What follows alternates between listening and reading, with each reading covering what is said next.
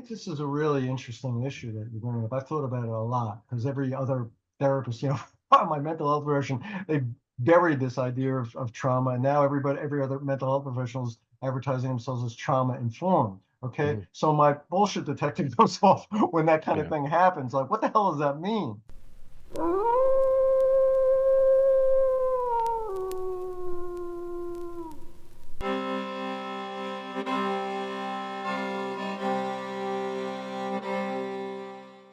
Bruce Levine, thanks for joining me on the podcast, man. Great to be here. Okay, well, this is I've been looking forward to this one. I've been reading your latest book, Profession Without Reason.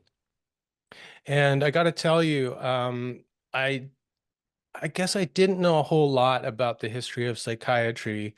Uh, Mostly what I'd hear about psychiatry is from people who'd come to see me for coaching and counseling. And they'd been through a system, they'd received a diagnosis, um, you know, been on medication, talked to different therapists, and found no real healing or transformation. And so I see myself as kind of like the end of the road for people in some ways. They've tried out all the kind of conventional avenues for mental health and not received real healing. So they end up with a guy like me, who's unconventional, uh, working outside the system. So that's, just kind of getting interested in like some of the process that people have been through led me to sites like Mad in America. So then I found your work and started reading this book, and it was kind of shocking to find out some of the history around psychiatry. So I'm hoping to cover a lot of that in this talk today. But first, I think it would be great to get some of your background, how you got interested in psychiatry, and at what point you became disillusioned with it.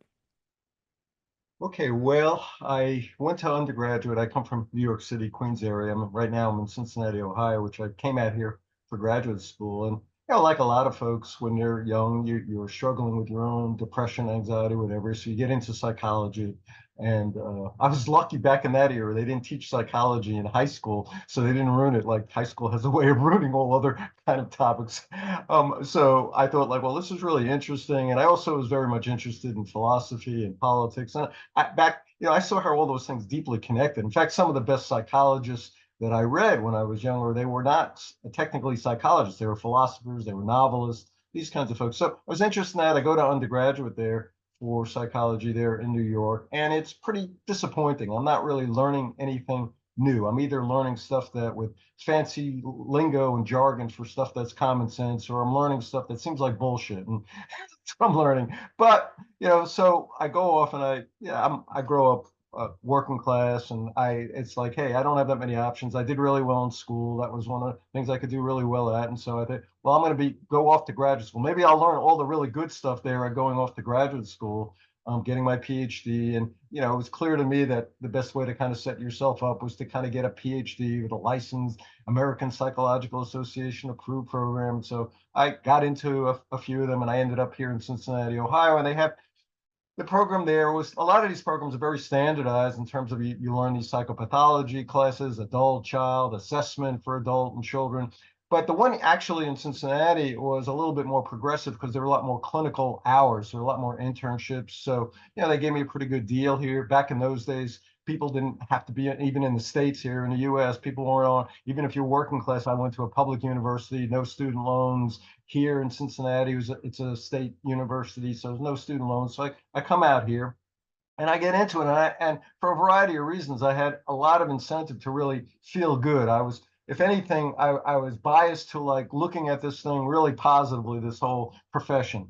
And then I get into it, and very quickly, I'm feeling like I'm not really learning anything really interesting about human psychology, and I'm really not learning anything interesting about helping people. That was sort of a little bit of a disappointment, frustration.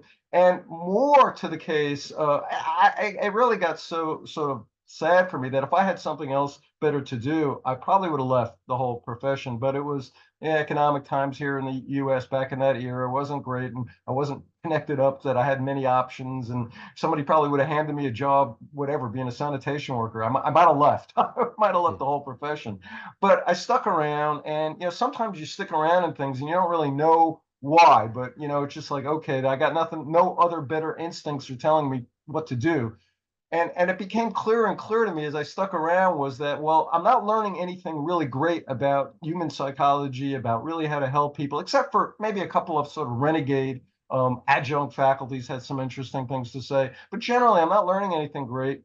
But what I was learning, and actually, I started to think about this even back then in my 20s, was I felt like sort of a journalist, an anthropologist to this whole culture of psychology. And so I was hanging around with all of these people, psychiatrists, because when you're doing placements, you spend a lot of time with resident psychiatrists, and you're around psychologists, and you're around social workers. And I really felt like, wow, I was really immersed in this culture, which I thought was very troubling, outside of the fact that it was very impoverished in terms of what you were learning psychologically or and learning how to help people. That there was some really striking things, especially different from me growing. I grew up in a working class background, and my dad worked in the post office, and then back in that world, people just didn't bullshit all the time.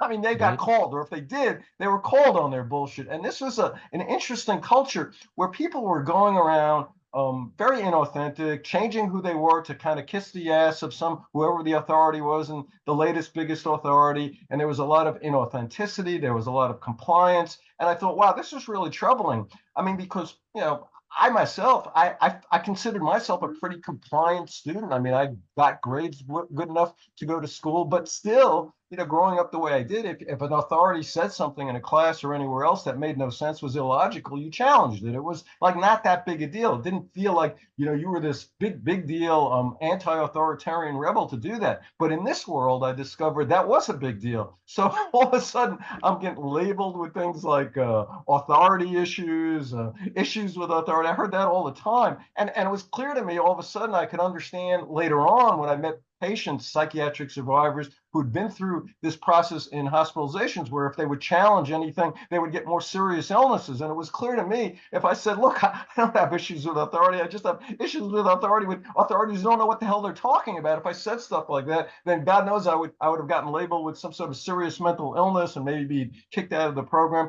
So we can get on and on, but all of the stuff here that I was getting there, I guess one of the lessons I learned in life, sometimes the education you think you're going for is not what you get. And I got a certain kind of education, but it was more about the culture. And this has been important for me for the last 40 years. And it sort of really informs a lot of my writing. Way back, one of the articles I wrote for Mad in America that got republished in many other sites was something about why anti-authoritarians are diagnosed with mental illness. And so all over the place, it got republished with titles like would we have drugged up Einstein? And it was sort of clear to me, and that a lot of what this culture, this of mental health professionals, they had a very kind of impoverished, skewed, conformist, compliant view of like what was normal, okay, what was mental health, and this was really kind of very much distorting.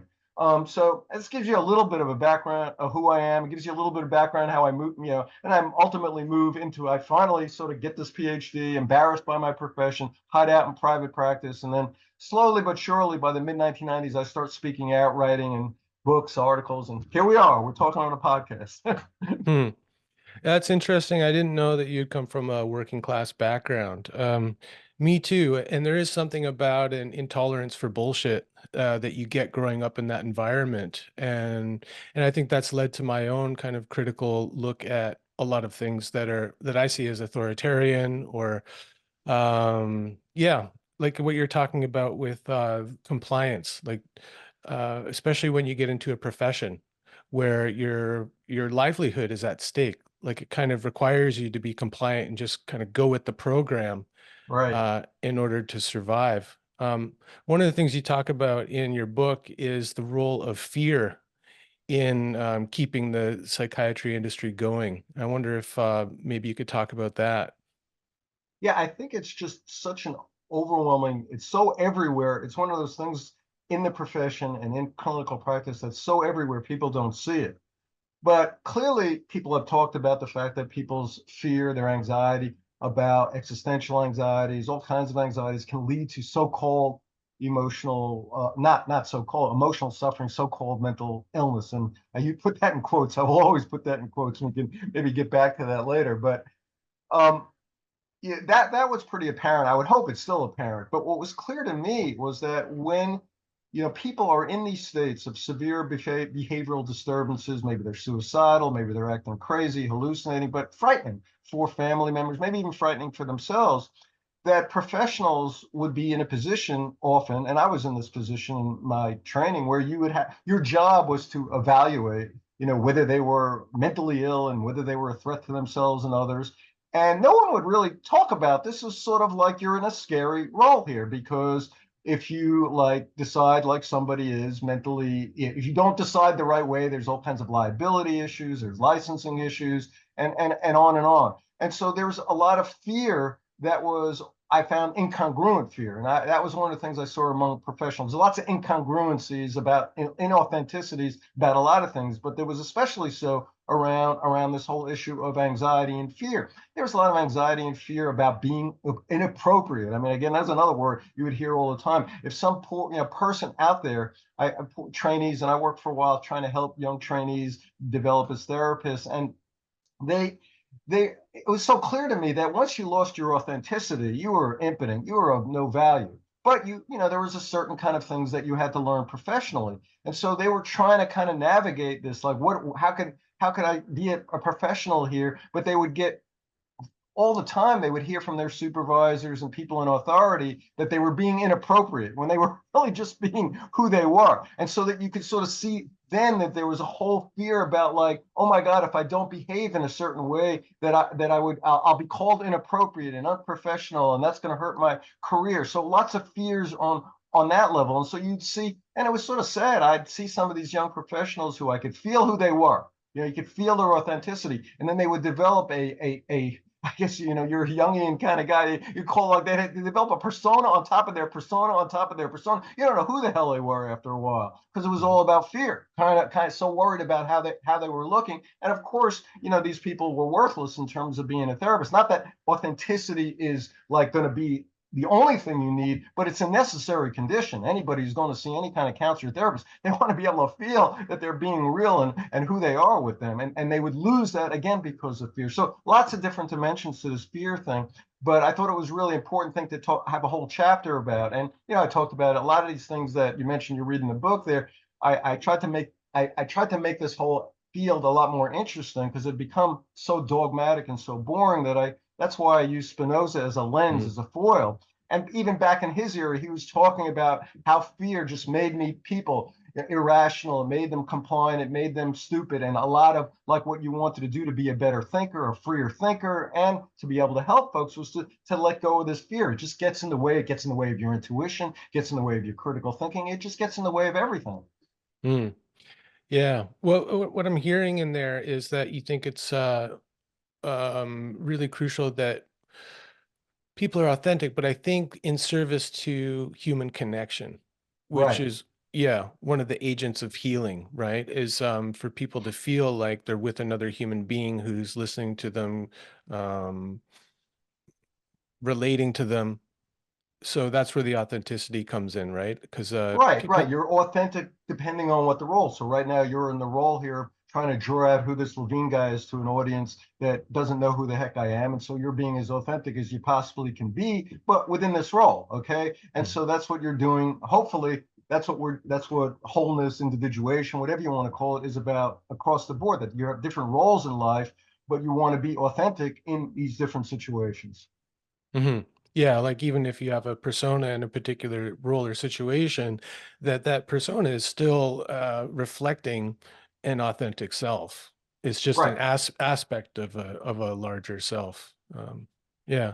Well, let's talk about Spinoza. I was going to ask you about him. I didn't know much about Baruch Spinoza before reading your book, and he's a really fascinating character and kind of turning into a sort of hero of mine. And I get that he's kind of a hero of yours. And so why did you enlist him specifically in helping to talk about some of the themes in your book? Well, he's always been with these guys. I'm sure you've had some of these guys that you just kind of keep coming back to in your Hmm. life. And at every 10 years or so, you get back for whatever reason and you get a little bit more understanding who they are. And they were initially, he's very difficult to read. I should tell you, when I first approached Spinoza when I was in my late teens, I mean, his opus work, something called the Ethics, and his other works, it's very difficult to read. I mean, the Ethics is written in this kind of Euclidean geometric way, and so it's really hard. And so what initially attracted me as a young guy was just I thought he was a cool guy. Like he was somehow he did something that got himself he got himself banned. He got himself ostracized. He got this thing called a harem from the Portuguese Jewish community because they were afraid of him and they were afraid of like what he would do to their safety there and among the Christian community there. And so like I didn't even know, that kind of thing went on. And so it was like, and the thing that made him cool, at least for a 17, 18-year-old, was that he didn't care. It was like, oh, you want to kick me out of your community? I'll find other friends. I'll be able to survive. And he didn't care. And he was cool in the sense of he didn't care about like how much what prestige he had in society. He got all these offers when he became a little more famous to at university prop jobs, and if they in any way compromised his free thinking, he would just say, no, I'm not going to do it. And he scratched out a living polishing lenses, grinding lenses for telescopes, microscopes. He lived very very not impoverished, but he didn't really care about material things at all. So there's a lot of things that made him cool. A lot of things without knowing anything really about him that made him cool for me was that I a lot of really people, famous scientists, philosophers, he was a hero from. So Einstein was probably the most famous guy in this kind of Spinozaist sort of Spinoza fan club, whatever you want to call us. And Spinoza, Einstein would talk about him all the time. He wrote a poem about Spinoza. He said when he said like the God of Spinoza is my God, and I go like, what the hell is this God that Einstein really believes in God for the one thing? Because probably I was an atheist or something like that when I was 16 or 17. So there was fascination, and later on I found out a lot of really significant people from Hegel to the scientist Carl Sagan. There's just a lot of folks who were part of the Spinoza world. So slowly but surely, I would kind of learn some of the things about who he was. And so, and at a certain point, I didn't really think I would ever write a book about him specifically. And I didn't really, at some point I thought like, God, there's enough of what Spinoza was troubled about in the 1660s and 1670s having to do with the kind of clerics, the ecclesiastic authority, control over free thinking then, that was really felt very analogous to the modern clerics. And that's what I call modern psychiatry. They're really no different. They're clergy. They're not scientists. We can get into that later. And there's a lot of parallels. So one of the chapters in that book that I knew I was going to write before I wrote it was something called Two Bibles, comparing Spinoza's critique of the Bible to the what we call the DSM, is psychiatry's diagnostic Bible. That's called. So I knew that, but there were a lot of other things as I got deeper and deeper to Spinoza. There was a couple of chapters in that book that are now like my favorite chapters that I didn't think I would write until I started writing that book. So it became like maybe this has happened to you before. You have these interesting intuitions, and sometimes they're just dumb ideas. They were a good idea for a second, and then as you try to as you move on to it, whether it just like no, there's nothing here. It was just, but then this one was one of those ideas that was like it turned out like it was a better idea than I really thought. Or maybe, or at least I've convinced myself like that. Maybe I'm delusional right now. You never know for sure, but I've convinced myself it was a better idea than I thought when I planned this book. Well, yeah, I think, so for people listening who haven't read the book, what you basically do is you take certain aspects of psychiatry and you do this thing where you go, what would Spinoza think about this? And you draw this parallel to, something that Spinoza was critical of in his time, which for people listening, I mean, this is a countercultural free-thinking hero who lived in the late 1600s in Amsterdam when it was really actually dangerous to be anti-authoritarian and to speak out against the clergy and to be critical of the Bible and things like that. Like people were being tortured and put to death in actually the place where he lived, right? You tell a story about someone who was like brutally murdered because he spoke out against the church. Right. I mean, it's his friends. It was interesting. A lot of people also have this kind of idea, and I had it early on, which was incorrect, that Spinoza was this isolated figure, but it's not true. He was a very social guy, and he was part of like a whole network. This is part of why he didn't care so much that he was sort of excommunicated from the Portuguese Jewish community, because he had already kind of developed these associations, a lot of the all free thinking Dutch folks in Amsterdam, and then later on throughout the Netherlands. And they were interesting characters. And another thing that I discovered was that we have a certain idea of the Enlightenment being one thing, and there's really something that the historian Jonathan Israel has called the Radical Enlightenment, which is much different than the Enlightenment that most people think about, Voltaire and John Locke and all these kind of characters. The Radical Enlightenment guys, well, Spinoza, he's probably one of the most famous one, but all his friends were part of this. They were uncompromising. They were after the truth. And a lot of these major Enlightenment thinkers that have become famous later, they were very compromising. So like Locke is given credit for tolerance, right? He's sort of like he's the father of tolerance. But if you read Locke real carefully, he wasn't so tolerant of atheists, or he wasn't even that tolerant of Catholics. He was tolerant of different Protestants. And whereas Spinoza and his friends, they really were tolerant of everything, and they really were free thinking, and they were also like unafraid. Spinoza actually, he did one of his earlier books that was published before he was an object of surveillance and a marked man. He studied Descartes because he was before him, and he had some respect for Descartes, but he viewed him as pulling punches. Because if Spinoza, anyone had a brain in his head, they weren't going to be dualistic like Descartes. So for Spinoza, he would look at Descartes and say, you pulled some punches. Of course, there's only one thing. There's one entity. There's one substance, and that's where you start to understand what Spinoza's God was, which is really God equal nature. And for God, nature for Spinoza is certainly the birds, the bees, you, me, and everything. But it's more than that. It's everything. It's the entire substance. And this is why guys like Einstein and Hegel and all of that, they would say, yeah, Spinoza's God makes perfect sense, because what you're doing is, by knowing this God, is you're connecting with more and more of the universe. It's vitalizing. It's an empowering God. The more that you get to know the truth of whatever, physics, psychology, yourself, whatever, you're knowing more of God. And for Spinoza, and lots of interesting things about Spinoza over the last 350 years. Some people have called him a pantheist because of that. But other people have said, even some leading Spinoza scholars, like a guy named Stephen Nadler's probably one of the most famous Spinoza scholars in the world, he said, no, he's really an atheist. And I'll tell you why. Because his view of God, he was not one of a belief. It was more of an intellectual understanding.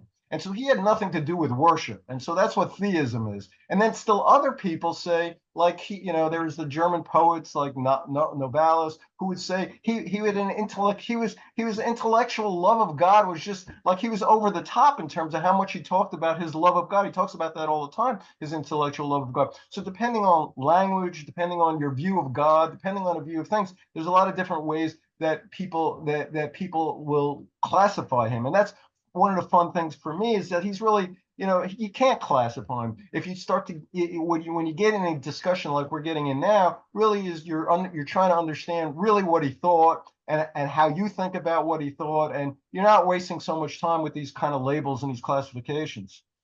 Yeah, yeah.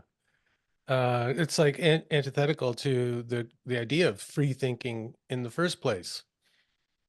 Categories and labels and boxes. Right. So free thinking is another important element of that. But another one of the people in the Spinoza fan club is Bertrand Russell, who was the British philosopher and mathematician, who again, and I always have to make this clear, Bertrand Russell disagreed with a lot of Spinoza. I mean, Bertrand Russell was smarter than, according to Bertrand Russell, was smarter than everybody who ever lived. So he disagreed with almost everybody. But he admired Spinoza. He called him one of the most noble, lovable philosophers ever lived. And of course, everybody who was in this fan club, from Bertrand Russell to Spinoza to Einstein, they were all free thinkers. And one of the essays that I quote in my book was Bertrand Russell actually wrote an essay called "The Value of Free Thought." And he defines it. And he said, look, free thinking is about like where you're using your best evidence, you're using your best reason to like think about things, and you're not controlled, number one, by authorities, whether it's king, church, whoever, what's politically correct, but you're also not controlled by what makes you feel good. And so Mhm. you're really just dedicated to get to the truth of things, and you're willing to kind of let go of your most cherished attachment if you've got new evidence, new thinking that says like, this is not true, because really you're dedicated to get to the truth. And if you understand the Spinoza mentality, is you realize while you get in life a small buzz from validating your biases, you get the real, what makes life worth living is discovering more truth. So that's how you really expand into the universe. Okay, so that's what really free thinking is all about. Mm, yeah.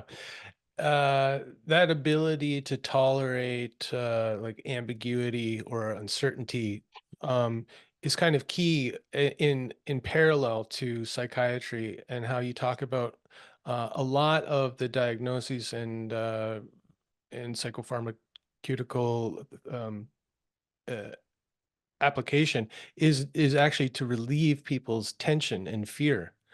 Talk a little bit about the role of tension in all of this, like the inability to tolerate tension. So one of the things that became clear to me was that all of these, some of them are obvious. I'll talk about some of the obvious ones, but I will tell you all of these so-called mental illness disorder diagnoses that are in that psychiatric Bible called the DSM. We're now up to the DSM-5, which came out in 2013. All of them for me, by the way, they're not, how do these things come into being? I think it's important. Many people in your audience might know, but maybe some don't. They come into being because some committee at the American Psychiatric Association, which is the guild of America's psychiatrists, who publishes this money-making thing called the DSM, they sit around and they decide what they think is a mental illness and not. And so one of the psychiatry's, they regularly get into a lot of trouble and become laughing stocks throughout history. And one of the times where they were a major laughing stock was in the 1970s, when homosexuality was still a mental illness. Okay. And folks who were, and psychiatry just wasn't hip to the fact that there was this whole thing going on called, it was like gay folks were protesting, getting more freedom, and they gay folks did not think it was an upgrade. Psychiatry, and this is really important, they view themselves as progressives who thought like, well, to call these gay folks mentally ill rather than to call them disease, or well, rather than to call them sinners or criminals, to call them disease, that was an upgrade. Well, as gay folks, they didn't think that was an upgrade at all, so they protested. And actually, what happened is, this sort of one of the most famous events in American Psychiatric Association history was they protested at the American Psychiatric Association, and they in 1973 finally got homosexuality abolished as a mental illness. And so one of the things that was really clear in the 1970s was, well, if you can use political protest to get something out, this is not like the same as cancer or diabetes. This is something very different. And so what happened was, and that psychiatry stopped, they got rid of that, but they started adding a lot more. So that's in the 1980 DSM-3, and this is when I'm going to graduate school.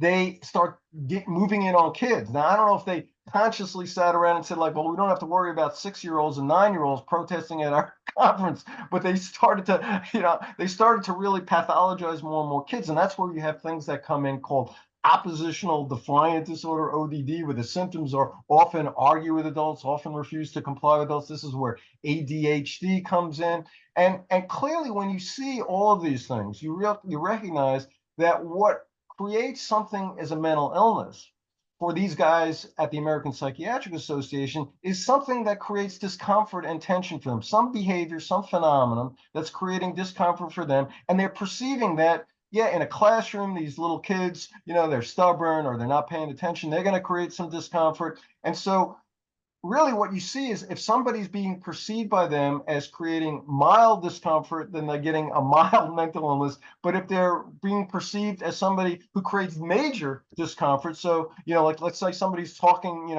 crazy sounding, and they're walking around in a business district, and they're they label these people with schizophrenia or psychosis, that gets labeled as a serious mental illness. And one of the things that I to kind of make this really clear for folks is, think about this. Certainly throughout, in a family and even in society, somebody who is especially compliant and submissive. So let's say a parent who is not even doing anything, as the other parent is emotionally and physically abusive. Okay, certainly that should be a problem, but there's no such thing as submissive compliant disorder. Why is that? Because submissive and compliant people don't create tension for authority figures, right? You Mhm. know, and so you have that kind of a thing, and that's going on. That a big component in how somebody is labeled mentally ill is how much discomfort they create. And so you see situations where if somebody's willing to accept it, they're in a psychiatric hospital. I've talked to many psychiatric patients stuck in mental hospitals who've been coerced and shoved there. And if they weren't willing to accept their mental illness diagnosis, they created more tension. And then they got labeled as having a more serious mental illness and got more drugs. Whereas if they played a game and they front or whatever you'd want to call it and say, oh yeah, you guys know what you're talking about. All right, I'll be on my medication. If they did stuff that reduced the discomfort of authorities, they were viewed as less mentally ill. Okay. And so this kind of, I think it's just a really important component for people to understand. Number one, if you're trying to escape a mental hospital, that's a whole other issue, just to understand the way the game works. But just in general, that these diagnoses that they're talking about, there's nothing to do with science. These things, there's no biomarker, there's no genetics, there's nothing to do with that. It's a bunch of guys at the American Psychiatric Association who think they're hip to culture, society, and blah, blah, blah. And they decide what behaviors are mentally ill. And that certainly has changed over the years. Some have gotten kicked out of that DSM, like homosexuality, but a lot more have added because we've Mhm. had a lot more of oppression, especially for young people. There's just a lot more of a certain narrow path that you're expecting young people to walk in the year 2024. And so you've got more and more labels and mental illnesses for young people. Yeah. You write in there in the book that in 1952, with the first DSM, there are 106 separate disorders.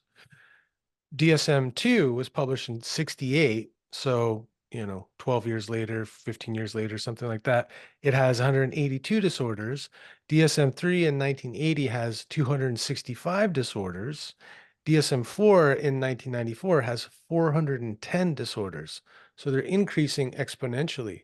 So just to give us a picture, who is this committee who's deciding these things? Like, how big is the committee?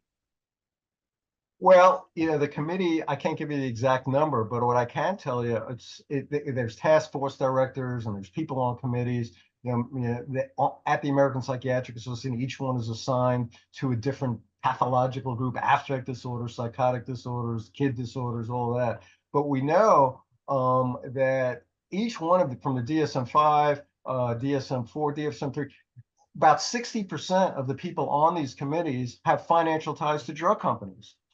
So you Hmm. see that a lot of stuff that, again, Spinoza would be rolling his eyes because he was very much realize that, and anybody with any common sense should realize these conflicts of interest distort your thinking and should destroy your credibility. But in modern life here, not just in psychiatry, but in a lot of other areas, to have these glaring conflicts of interest, that people should just say this DSM's a joke. Most of the majority of these people are connected with drug companies who have an interest in more and more mental illnesses being created and more low. Also, too, they've changed the criteria to make it easier to qualify for a lot of these mental illnesses, and it totally benefits the drug companies. So, yeah, I mean, one of the examples I also kind of give a lot is that a lot of these kids, I run into them all the time, really smart kids who just hate school. I mean, those kind of kids have been around as long as there's been compulsory schooling. Some of the most famous, creative artists, entrepreneur folks up there, you look at their lives from George Carlin. We could go through the whole list of these folks. They just hated school.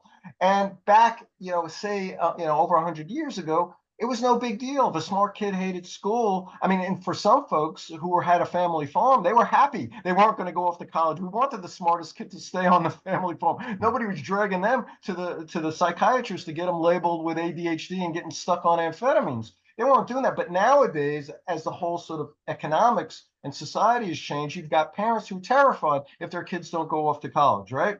And so you've got these same kind of kids who are blown off school for the same reasons that people have been blown off school forever, because it's mostly a boring place. and they're getting labeled with attention deficit disorder, even though I've talked to lots of these kids. They can pay attention perfectly to things that they're interested in. They can even pay attention if you're paying them. There's a whole bunch of ways they'll pay attention. They're just not paying attention in school, and so, but nowadays you've got, again, back to that issue we're talking about, is fear. If you've got parents afraid enough about their kids' future, they're open to, like, these authorities who are telling them, your kid's got a disease and you better start him on drugs, blah, blah, blah. And I will tell you, the one thing that, not good thing, but the one thing that these mental health professionals, especially these big shot psychiatrists, are good at is they don't almost know nothing about science. They don't know anything about real psychology, but they've perfected the art of, like, sounding and looking like they know what they're talking about. Even though they have no idea what they're talking about. They're really good at that. And if you've grown up maybe the way you have, you're talking about growing up in working class, or if you've been around the planet as much, you almost hear that cadence, that bullshit cadence. You hear it here in America. You hear these politicians, these guys, these neocons, like that we used to have, who got us into this Iraq war. They have that same this cadence that you could even smell. You don't even have to hear the words. These guys are full of shit. They know nothing. And that's what a lot of these big shot psychiatrists are good at. And if you're scared, and I've been around, it's sort of sad, I've been around a lot of really bright, critically thinking parents, but if you get them scared enough, they lose their critical thinking, they lose their intuition to detect that their bullshit detector goes away. All right. And so part of what I do, and part of what we're doing here, or at least what I'm trying to do here, is to help sort of vaccinate, inoculate people, to say, hey, look, if you get in a position where you're scared, you're going to be vulnerable to these idiots out there, and so you want to be able to do some thinking when you're not scared about their credibility, about whether the legitimacy of their authority. Mm. Yeah. Yeah, there's something about that cadence that exudes confidence and surety, and somebody who's feeling really afraid and uncertain about things, they're going to be magnetized to that. They're going to eat that up, of course, right? Because it relieves the fear and anxiety in them. So it makes people really susceptible to bullshit, for sure. Yeah. Uh, One of the things that I was kind of shocked by in your book is that a lot of the leading figures in the APA, these top shelf psychiatrists who are receiving, sometimes millions of dollars from pharmaceutical companies as gifts, they've actually admitted that most of psychiatric treatments, psychopharmaceutical treatments, are actually ineffectual. Right, right. I mean, you see at the very top levels of psychiatry, one of the things, again, the guys at the very top tiers of psychiatry, so director of the National Institute of Mental Health, they're very politically astute. So again, you don't get to these places by being these great scientists. You get to these places by being very politically astute. And so this one guy is pretty famous, one of the, like, king of American psychiatry, this guy named Thomas Insel. He's director of the National Institute of Mental Health here in the States from 2002 to 2015. He was very much aware that the outcomes for psychiatry were horrific. It wasn't just these patients who were coming to see you.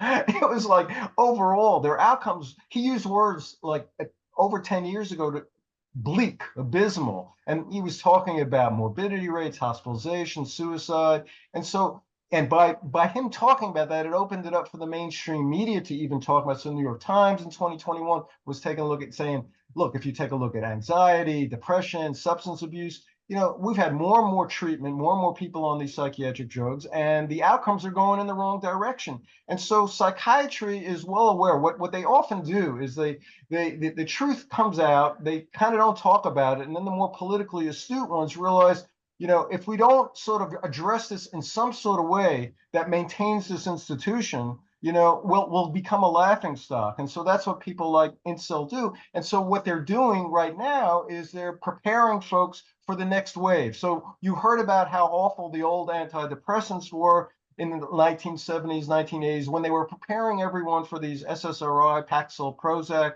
type of drugs. These are the new miracle drugs. So in history of psychiatry, you had miracle coke, Freud with cocaine in the 1880s, 1890s, 1930s, 40s, amphetamines they were using. Back in the 80s, 90s, it was like the miracle drug, these selective serotonin reuptake inhibitors, Paxil, Prozac, Zoloft. And then eventually, actually pretty quickly by the early 2000s, the research was showing, these things have all lot of horrible adverse effects. They really don't do much better than a placebo. Long term, people are better off without any treatment at all. And I could go through these studies. If people go to my website and they read articles, I have hyperlinks to all of these studies I'm just throwing out here with you.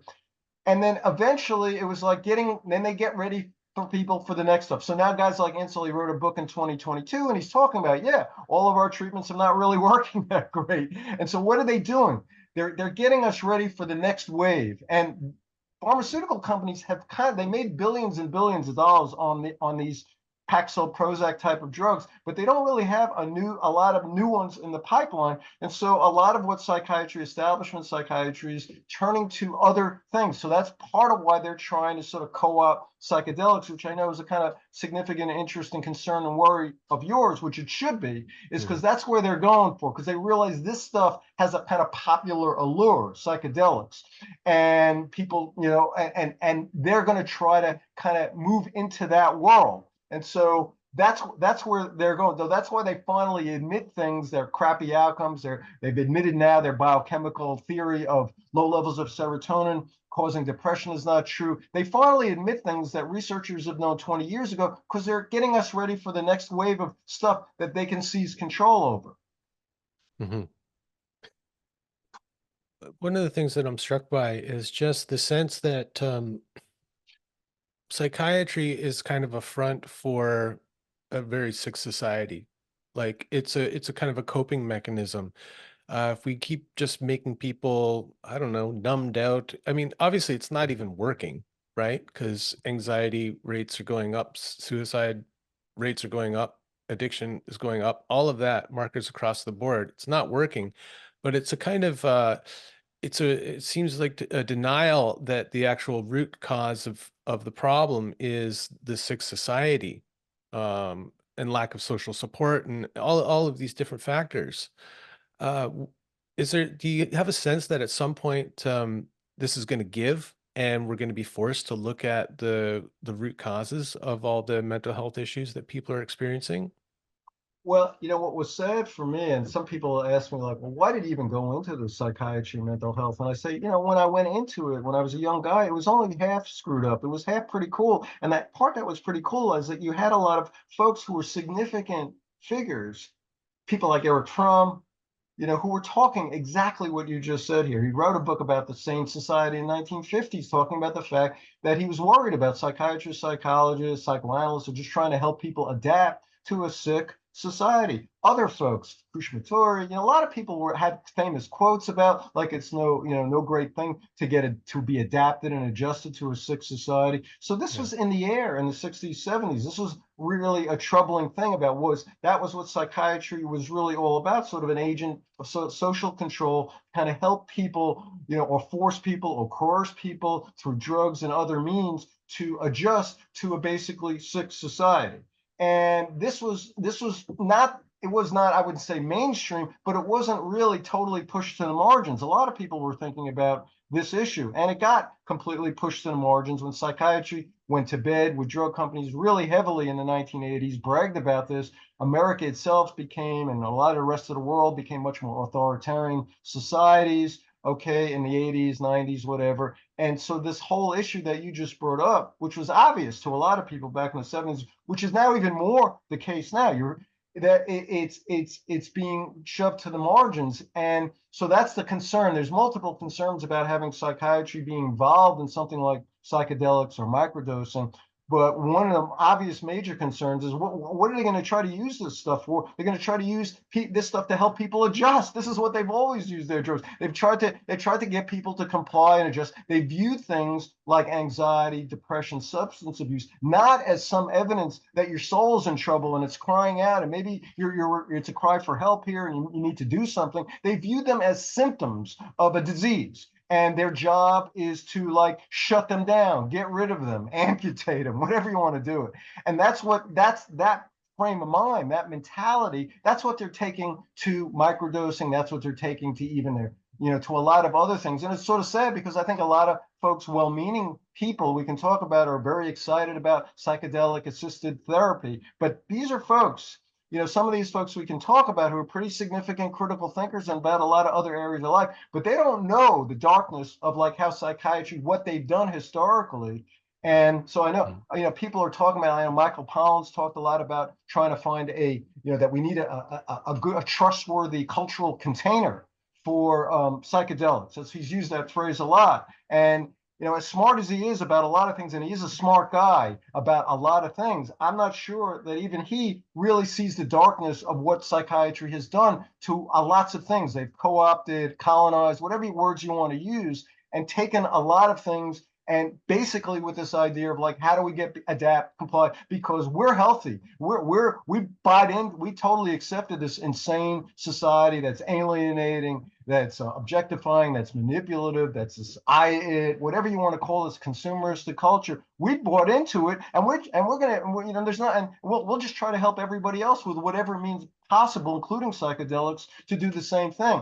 And that should be a scary thing for anybody who really understands that psychedelics it's part of it, quieting, your control freak ego is in response to a control freak society. All of these things are connected up together here. And, Mhm. and that's not the way, your kind of mainstream psychiatrists are going to ever look at things. Yeah. Well, one of the issues here is that the people in the higher echelons of psychiatry aren't working class people. They're people who are directly benefiting from the sick society.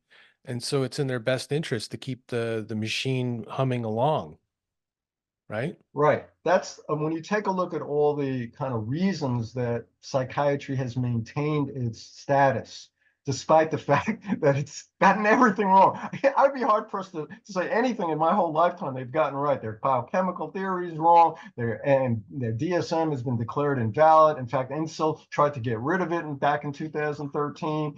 Their outcomes are horrible. They've actually, lots of studies show that they've created more stigma, not less stigma. I Yeah. mean, everything about them, but they've maintained because of a bunch of different things politically. And this is an important thing to understand. A lot of things that get maintained have nothing to do with science and truth and justice. It's political, economic reasons. So certainly, it gets maintained because of pharmaceutical companies making so much money. The media, at least here in the States, they're getting huge amount of advertising dollars from these pharmaceutical companies. So they're reluctant to do any real serious journalism on it. But at the very top of society, the people at the very 1/10 of 1% who want to maintain the status quo because they're in control, they're having a good time. For them, it's hugely important for people to view their individual deep problems, their anxiety, their depression, their substance abuse. It's important for them to view it as individual defects. Now, the people at the top of society, they don't care what mumbo jumbo bullshit psychiatry calls it, a biochemical theory. Now this INSIL guy is talking about electrical circuitry theory. They don't care at the top of the heap what kind of mumbo jumbo bullshit that is true, as long as people are viewing it as like, I've got these problems because something about me, my something about my biology, my chemistry.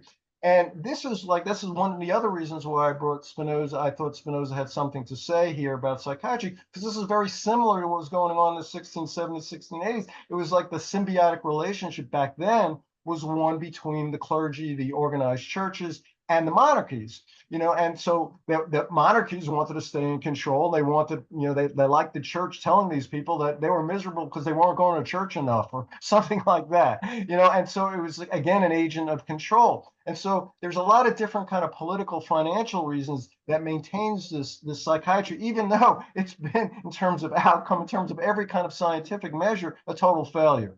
Hmm. And it's interesting too, if you talk to working class people, they're very distrustful of psychiatry. Like there is a real class thing going on here. Like from what you began with as like a working class person from New York, you kind of like have a radar for bullshit. And it's typical to call out bullshit if you smell it, right? Um, and that's kind of like incredible to me because the free thinkers are going to be more well, like less agreeable, less compliant and all of that, right? Right. And yet the psychiatric industry is still going along, more profitable than ever. So where's the disconnect here? Like, if there's so many people that distrust it and call bullshit on it, and are kind of anti-authoritarian in their makeup, why does it still, I mean, how can it still go along? Well, it persists for some of the reasons we've already talked about, but it also persists because even say in lots of family life, that, and this was also a sad thing, that one of the things that was more interesting going on in psychology, even in psychiatry, leading psychiatric figures in the 1960s, 70s, were talking family systems, and they were talking about the idea that in families, the person who is designated the patient, the identified patient, was a term used back then. It was often just a kind of symptom of a problematic family. All right. And so what happened was you had another big organization in America here called the National Alliance on Mental Illness, and they, with drug company support, they're sort of like astroturfed into existence here, that their big thing was like, oh, we don't want to get blamed and shamed anymore as parents for being the cause of our kids' serious emotional difficulties. So again, this idea, this dogma that somebody is mentally ill, and has nothing to do with what's going on around them, their Mm, society, the greater society of them. It meets a lot of needs. And then the other really weird thing that's happened in the last 10, 20 years in social media is young people show me this all the time because they're wanting to kind of keep me hip. I talk to a lot of folks in their 20s, and they want to say, Bruce, you gotta see how crazy the world is here. And they show me Tumblr accounts where people on their profiles list their bipolar disorder, their borderline personality disorder, and I'm going like, don't these people know that among establishment psychiatrists they've made themselves a pariahs? They're the kind of patients they're scared of actually having and all that. But what's happened was, and people have had different interpretations of why people out there more and more are embracing these diagnoses. But part of it is people are so isolated, so alone, and so desperate for some kind of compassion, some kind of support, mhm, that they're using these diagnoses as a vehicle. So what you end up happening is a guy like me. This is crazy. What ends up happening is they'll hear everything you and I have been talking about here for the last bit of time. I'll say, "Oh, this Levine is just a pill shamer. He is like, he's shaming my mental illness."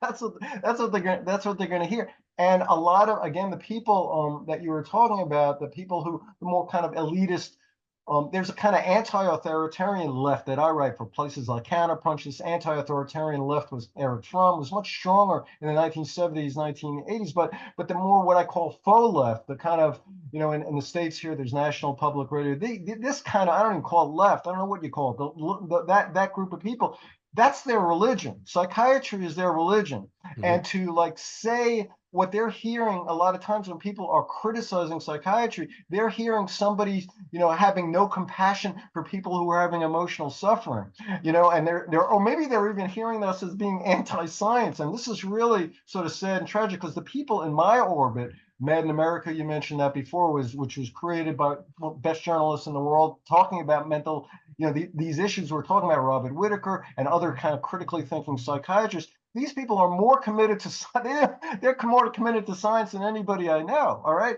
and they're really more committed to dealing in a better way to emotional suffering. So a lot of people in this orbit mhm, are ex-patients. Some of them call themselves psychiatric survivors. So people really do care a lot about science. They do really care about emotional suffering, but they're being labeled by folks who bought into this religion, of that, I don't know how else you call it, ideology, dogma, that psychiatry stands for, helping people who are going through a hard time in life.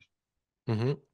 Yeah, I mean, that's really clear once you start reading some of this stuff, your work included, that the driver behind all of it is a deep compassion for people who are struggling with real mental health issues, and seeing them not getting the help that they need and things being made worse and all of that. So I just want to affirm that that's right at the core of your writing and is behind, any of my critique of psychedelic psychotherapy and things like that, is compassion, and wanting better help for people. So just talking about psychedelic therapy a little bit, and how it's being co-opted by, big psychiatry, whatever we want to call it. One of the interesting things that I've noticed, I don't know how much you've been tracking this, but what's actually being rolled out, it wouldn't be considered traditional psychedelics. in terms of substances that expand your mind. There are things like ketamine and MDMA, which don't have the same effect as something like LSD or ayahuasca. And I find that very interesting. So, what you have rolling out in the United States, especially, are ketamine clinics. And the reports that I've been hearing from people are not good. They're clearly ketamine is an addictive substance, and it's not actually helping people, and in fact, causing a lot more harm. That's just what I'm hearing, kind of anecdotally from people who come to Right. me. No, what I don't mean to like put myself out there as an expert in all the research in this area, but I do follow it, and Mad in America is doing their best out there to cover it. And so there's a couple of journalists over there that are on top of the research that I read them regularly. And one of the interesting studies that was done, we're talking about ketamine, which is also a wild thing. I mean, here's this drug. It was like this pariah drug, the special K kind of thing that, Yeah. and nobody argues that 70% of people when they take these things, they're spacey, they're woozy, all these things. But and you've moved them into, you're right, all over the states here. I don't know what's going on in Canada, but they have all of these, Cincinnati here where I'm living in, but every city here has these guys, these psychiatrists who view themselves as progressive. They're claiming now they're going around saying, "Oh yeah, all these SSRIs, they're not even antidepressants." I heard one ketamine guy, psychiatrist, saying like they shouldn't have ever even been called antidepressants. They just take the edge off. They're anti-anxiety. We are ketamine stuff. This is the real deal for Yeah. depression Well, and that's the next thing that you're talking about. I mean, this is it right here. right. This is And the next trick up the sleeve. Yeah. right. So this is what they're doing. But here's one, at least one study. It was interesting. You'll see eventually all of these drug companies, once the big powers to be get a hold of doing these studies, they're going to come out with other stuff. But there was a non-drug company study that was done out of Stanford a while back, and you can readers could, if they Google, ketamine and Mad in America or something, a Stanford study, they'll find this study.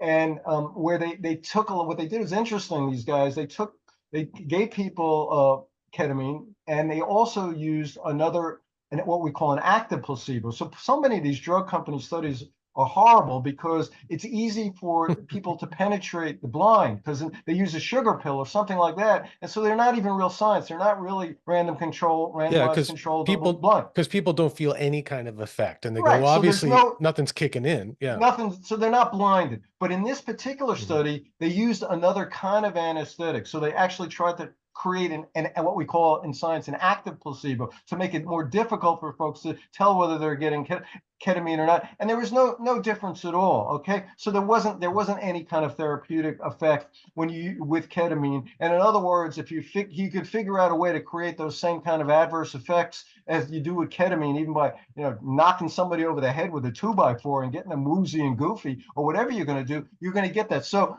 when I've looked at, when you start looking at the actual science, and this is going to change when these drug companies get a hold of it and figure out a way to make money on it. But the same thing for microdosing, by the way, too. Even with these things, that's the other big thing these drug companies and psychiatry are trying to get a hold of, using like 1/10 the dosage of LSD or shrooms, or and then treat using that the same way that they would use SSRIs for anxiety, depression. And again, in these studies that are not drug company controlled, there's one study out of the Amsterdam was done on psilocybin, and there was another one recently that was done, I think, at the University of Chicago on LSD. There's no difference between the microdosing dosages and the placebo when you're talking about these kinds of things. Now, again, a lot of people out there, and this is really important for me to say. There's going to be a lot of people who are upset and go, "You're crazy, Levine. That's bullshit. What you're saying is not true. I did microdosing. It saved my life. It was the best thing that ever happened." Well, the same thing. People are saying that stuff with SSRIs. You take a look at those studies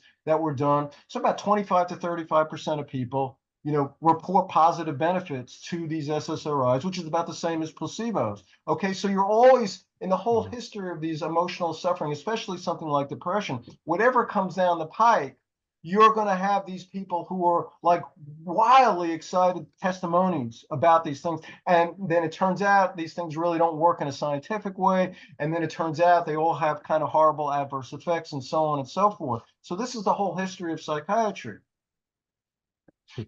Yeah. Yeah. Well, just to highlight that placebo works.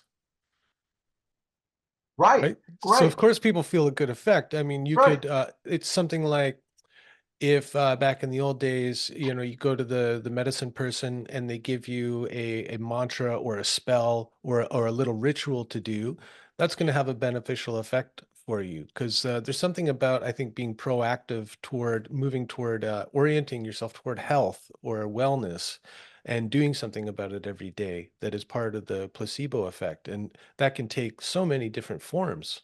Right, and a real good doctor, a real good helper makes use of the placebo effect, okay? Yeah.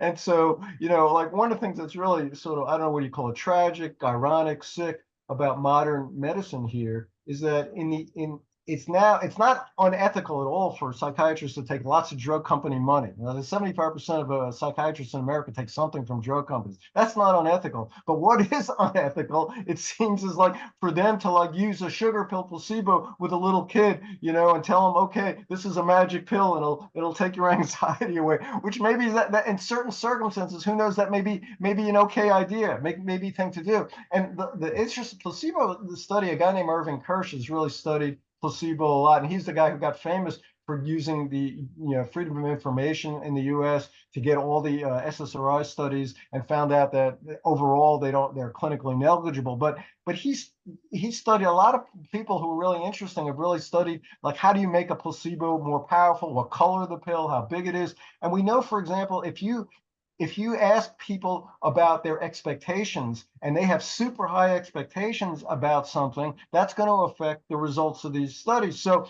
part Mhm. of like what these psychiatrists who know the truth of how little these drugs really work, there's a small group of them, I would call them, they're into like noble lies. Noble Right. liars, and their idea was, yeah, we that bullshit is a good idea, because the more that we can pump people up to thinking that these things are really good, it's going to have a more beneficial effect.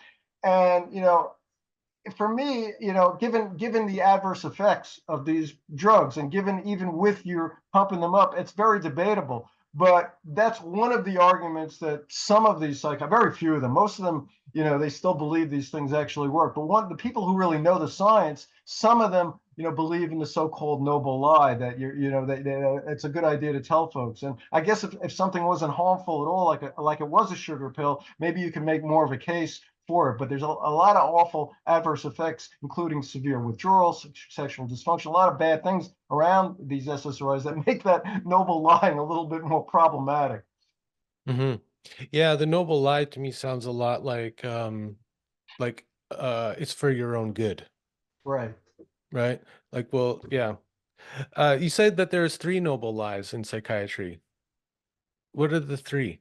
Right. Well, the noble lies, that the one that they talked about, probably the most famous one is this chemical imbalance theory of mental illness. And in the beginning, they really believed that, they were hoping, for example, they had one for schizophrenia. I'll just stick to the one they had, which that was discarded. That was disproven. This idea that too much dopamine leads to schizophrenia, that was discarded in the 70s and 80s. But the one that's most famous is this idea that if you have low levels of serotonin, you have that's what causes depression. And that was a fantastic idea for drug companies who had these drugs that kept more serotonin in neurosynapse.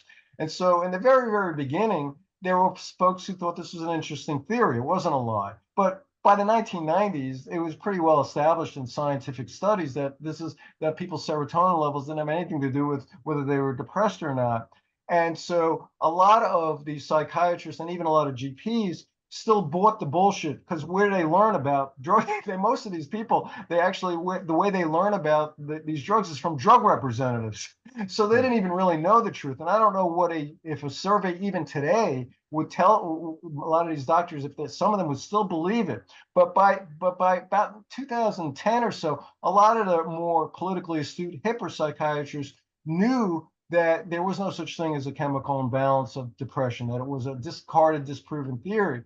And so there was a story, NPR, National Public Radio here in the States, here, one of their journalists, uh, Elise Spiegel, had been diagnosed with depression when she was a teenager, and gone to Johns Hopkins, prestigious place in here in the States, and heard this chemical imbalance idea of why she was depressed, given Prozac, and found out later it was bullshit. It wasn't true. And she went and she talked to some of the most famous psychiatrists who actually even did some of the research disproving this stuff.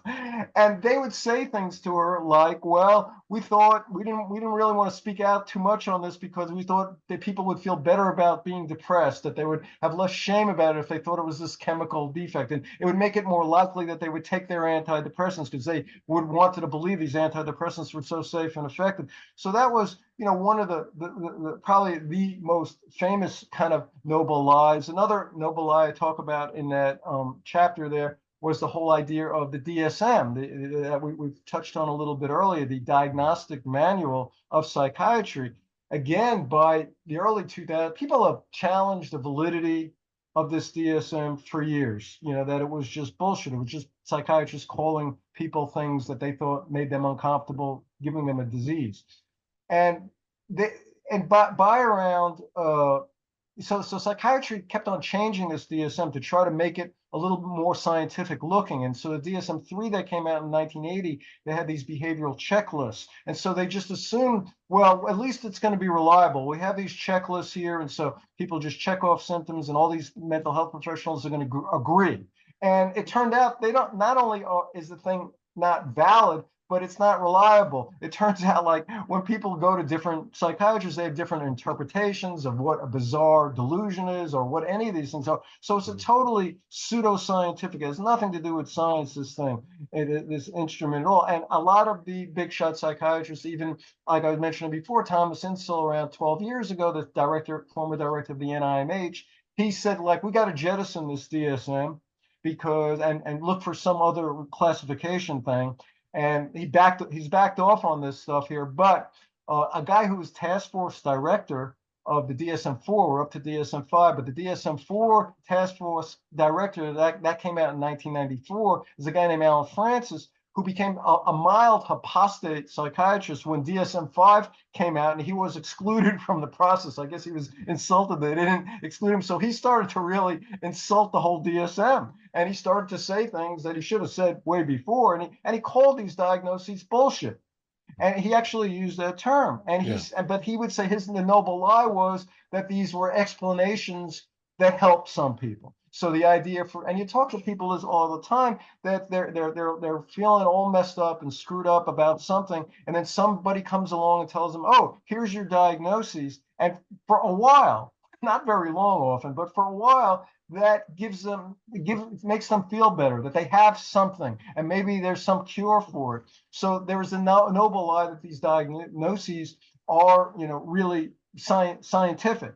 Okay. And there's there's noble lies about the medication effectiveness and all that kind of sort of stuff too. So there's probably more than 3 noble lies, but give me a couple of the major noble lies that I don't believe they're noble. They're certainly lies, but I don't believe they're noble because nobility of something that you're telling somebody something that's bullshit rests on, like what does it produce? And all of these lies have really produced more suffering from my point of view. So I made that title. It was with a question mark, noble lies, question mark. Basically, I think the reader will read it and say these aren't really noble.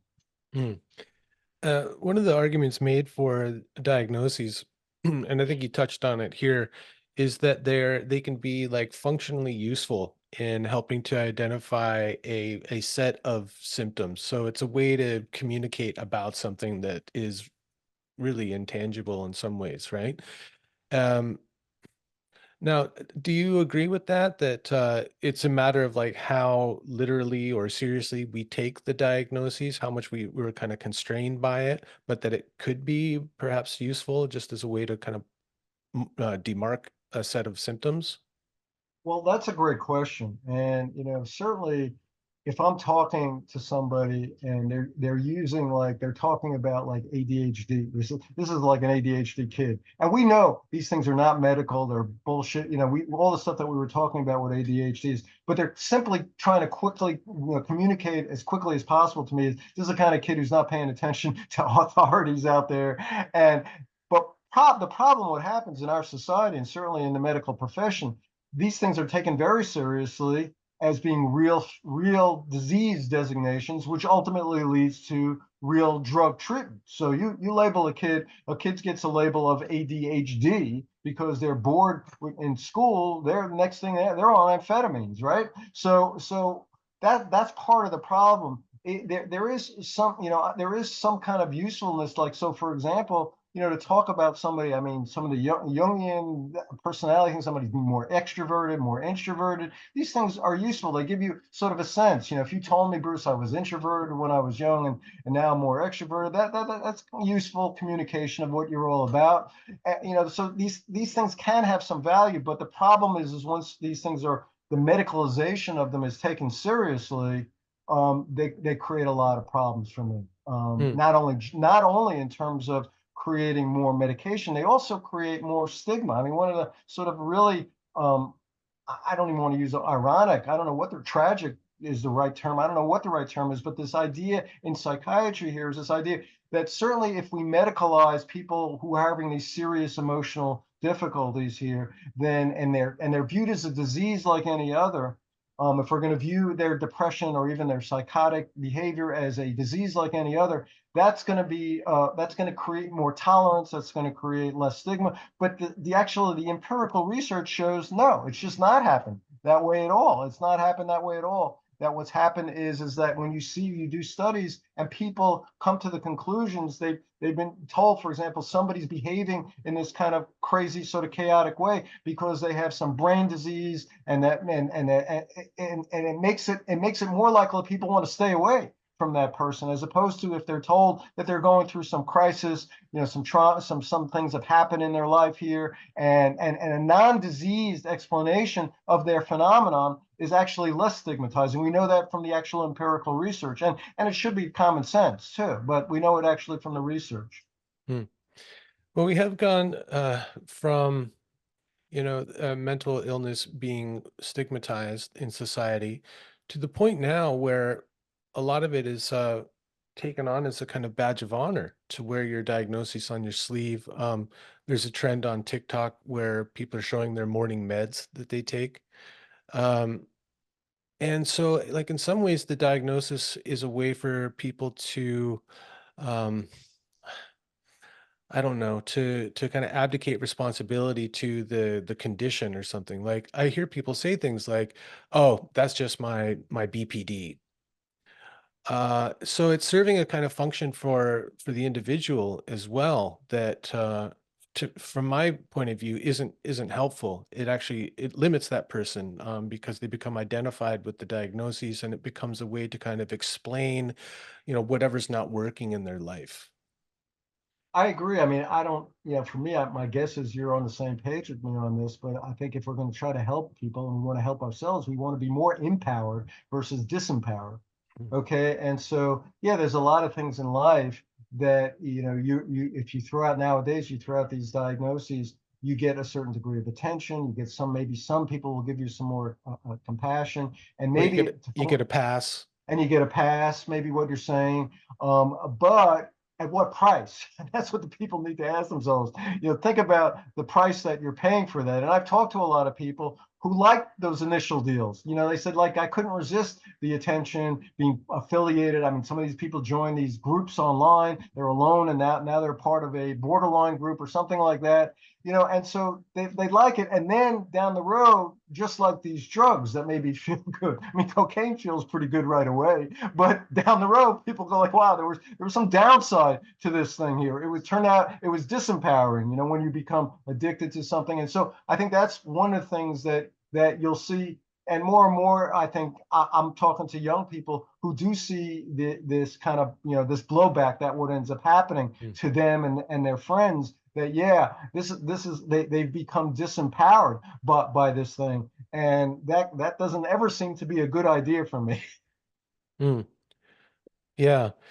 When people come to me and they've got a diagnosis, and when they keep going to mental health professionals who are, licensed and regulated by a governing body and all of that, uh, one of the things I try to do is like to stop using the diagnosis as like a shorthand and just get to like, what are you actually experiencing, or like what's actually happening for you? And that I think is really helpful because a lot of people can, it's like you've got the diagnosis and it stops any kind of like inquiry or curiosity about what's kind of really going on inside because, well, it just explains it. You know what BPD means, or you know what ADHD means. So we stop talking about it, and we stop talking about that individual's particular unique experience. Right. So I think like one of the ways that I try to counteract that is to open that up, to be curious about what's really going on for the person. Like put aside the diagnoses and just tell me like actually what's happening. And I don't know, is that an approach that you take? Do you think that that's Yes. helpful? Yes, absolutely. And I think, I've talked about this a lot. Two words that come to mind all the time is curiosity and compassion. And I say to folks like, like I use myself as an example. I'm sure you've had periods of your life where have had dark periods. Anybody who's really alive and thinking and feeling and living life have had some dark periods, maybe even some periods where you consider suicide. And you think about yourself, Mhm. if you go to somebody who's trying to help you, if I went to somebody who's trying to help me, and all I was sitting across from somebody who's trying to figure out whether I had depression, I had schizoaffective disorder, I had, they're trying to like give me this label. How useful is that for me here? Because I could also feel their fear and their anxiety, their need to kind of categorize and classify, as opposed to like what I would like to have somebody who's not scared of what's going on for me, who is curious, like what the hell's going on here? How come you got to this point here where life feels like a shittier deal than maybe being dead? What's going on? So somebody with some curiosity and some compassion here. And I think again, that's one of the real sad things we talked about where way at the top of the podcast here was what's really sad that happens to a lot of these mental health professionals in their training. They're so obsessed with finding the right diagnosis like real doctors and applying the right treatment, and they've got limited time to do this stuff, that there's no enjoyment. I mean, curiosity and compassion, they should be fun things. By the way, this is why I can tell a guy like you's not burnt out by what you're doing. I'm not burnt out, but a lot of these mental health professionals, they're talking about being burned out all the time, because what Yeah. happens is when you're in some control freak mode, as opposed to in the mode of curiosity and compassion, you're going to get burned out. You know what? You should get burned out. That should be telling you sort of something that you're doing something wrong. Yeah. Oh my, that's so true. And to be able to have the freedom to bring humor into a session with people is something. When I talk to people who are, regulated practitioners and people who have gone to them, it's not often a very fun or enjoyable experience. I think because of the tension and the energy it takes to keep up the appearances, to keep up professionalism and to maintain the persona. I mean, it's all really a defense against openness and vulnerability and real human connection, which I think is like the prime mechanism of healing. And that takes a lot of energy and so leads to burnout, exactly like you said. Yeah, absolutely. I mean, again, for me, the prime thing, what you're trying to help people do, well, one major thing, at least for me, is yeah, when people have been, traumatized or whatever you want to call it by a lot of things in life, they tend to move into protective modes, fight, flight, freeze. By the way, mental health professionals, they move into another fawning. They move into compliance, Mhm. but they don't want to talk about that. They rather just talk about fight, flight. But all these things, fight, flight, freeze, or fawning and compliance, they're all of these protective modes that are really, what are they? They're narcissistic, self-absorbed. They're disconnecting modes. You're disconnecting from your true being. Also, you're disconnecting from other people around you. So a big part of like what real therapy, counseling, healing, whatever you want to call it, it should be about trying to help people connect more with who they are, but not just with who they are, not just try to help people become more and more self-absorbed, but recognize that's a vehicle to connecting with other people, with nature, with life around you, because that's what's ultimately going to make you feel better. You're feeling depressed, anxious, substance abusing,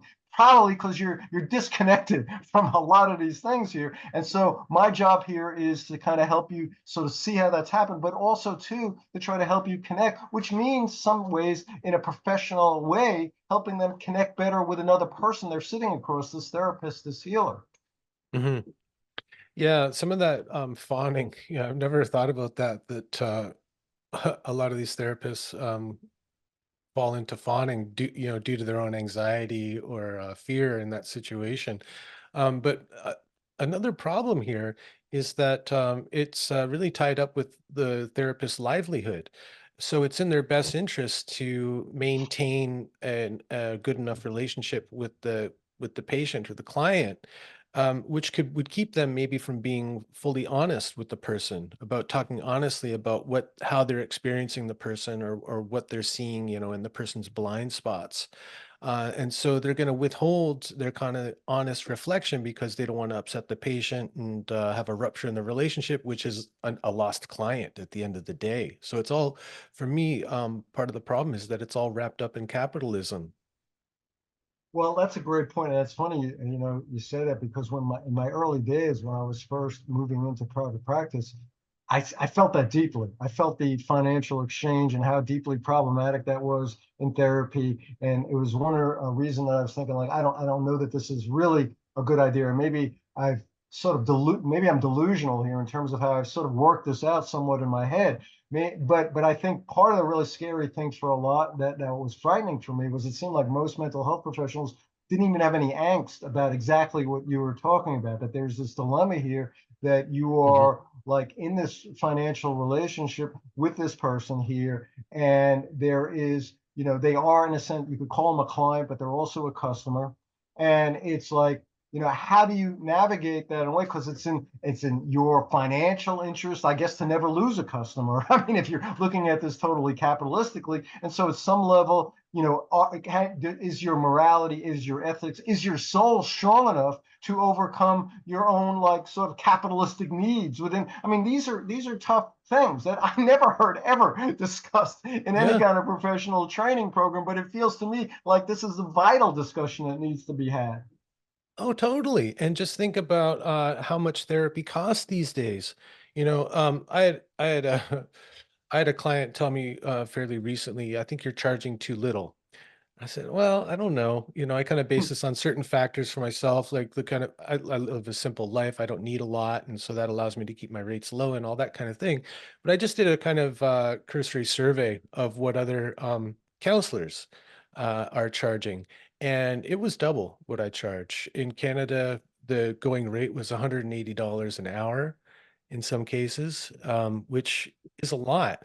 So the people practicing psychotherapy and psychiatry are upper middle class people. And so it takes a lot to maintain that lifestyle. So there's again this like pressure to charge a lot to get those kickbacks from the pharmaceutical companies to maintain long-term patient relationships. It's not set up for real healing and helping people. Right. It's one of those things that's deeply problematic to have people who are doing the kind of thing you're doing and kind of thing I'm doing, and that being part of this sort of whole capitalistic system.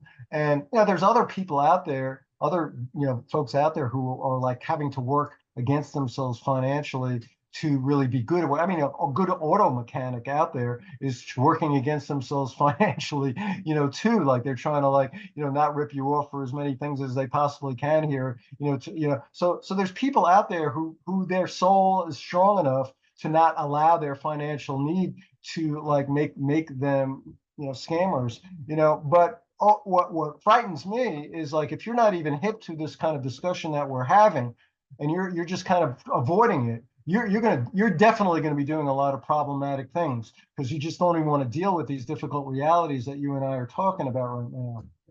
Okay, well, let's bring it into the home stretch here. If you're going to give advice to people who are looking for a therapist, what would you tell them? What should they look for? What are the indicators that this is a person with integrity who's not just trying to pay off the swimming pool at their house in the Hamptons or whatever, that they're actually focused on your care? Well, what I would tell them, and I tell that people who see me all the time this, and I'll tell friends the same thing, is that you really want to try to pay attention to your intuition, your gut. And I know it's hard for sometimes when people are in bad enough shape emotionally to do this, okay? Yeah. And so your voice might get lower, the better, more relaxed you are, the better you're feeling about life and who you're it's easier to hear your voice and your intuition. But still, even when people are in really, really bad shape, that there's something telling them, like when they're sitting there with somebody, whether this person might be of value, or clearly on the other part of it, if they're in this session with somebody and they're feeling more and more stressed, more and more uncomfortable, more and more agitated, more and more into some fight or flight or whatever kind of reaction. If they're feeling that, and some people say, well, you got to give it a couple of times, a couple of sessions. From my experience, at least I usually spend an hour and 20 minutes or so with first time with folks, an hour and a half first time with folks. Usually you could feel it then. Okay, whether you're really feeling comfortable. And a big thing I tell folks is that I've got, I point to these credentials. I've got my PhD and master's on license, and I got these diplomas on my wall. I said, it's really, those things are meaningless. I mean, like there's plenty of people out there who've got, MDs, all kinds of degrees, and plenty of people out there who don't have degrees. It's what's important is if you're feeling like on the same page with somebody, you feel on the same page in terms of values. So one of the things that helps me, and you could, and this would help a guy like you too, because you got a website. So we have websites, a lot of therapists out there don't. And so I tell people all the time before they come and see me is take a look at my website and watch. They'll be watching this. I'll post this somewhere along the line, and you'll get somewhat of a feel, of like who I am. I'm not that much different than the guy you're seeing in this video here than the guy you're seeing in a therapy session. The differences be that I'm caring. The whole goal is to kind of help you get your act together. But who I am is this is my views on drugs, my views on psychiatry. And for example, for somebody who is bought totally into the dogma, religion, ideology, whatever you want to call it, of psychiatry, shouldn't be seeing a guy like me. I don't spend time proselytizing people. I don't spend time even hanging out with psychiatrists, trying to convince them that they're full of shit. I mean, I'm too old to, I waste my time doing stuff like that. So I don't proselytize. A lot of like what I'm doing even here now with you, I assume there's a lot of people out there who already kind of got what we're talking about, but it's helpful for them to already hear a guy like me and a guy like you validate some of the things that they've already intuited. That can be a useful thing in terms of them having more confidence and wholeness. And so a lot of I would tell folks is that it's just really most important is to really be on the same page with somebody ideologically. It's really important to kind of like how you feel when you walk out of a session.